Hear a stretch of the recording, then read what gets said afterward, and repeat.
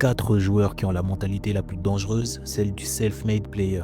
Reste bien jusqu'au bout car le quatrième fait quelque chose que beaucoup de pros devraient faire aussi. En premier, on a Erling Haaland, qui suit ce qu'on appelle une nutrition ancestrale. Il se nourrit uniquement d'aliments bruts et de la plus haute qualité qui soit. Lait cru, viande et abat de pâture à cuit et légumes bio de saison uniquement.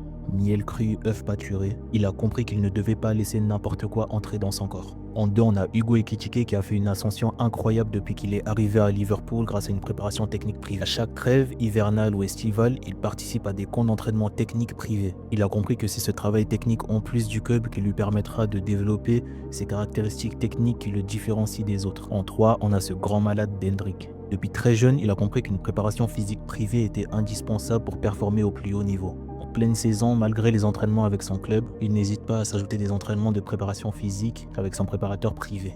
Il a aussi compris que soulever lourd ne le rendrait pas plus lent. Enfin, on a le plus négligé, Mohamed Salah, qui est l'un des rares footballeurs à avoir brisé le tabou de la préparation mentale.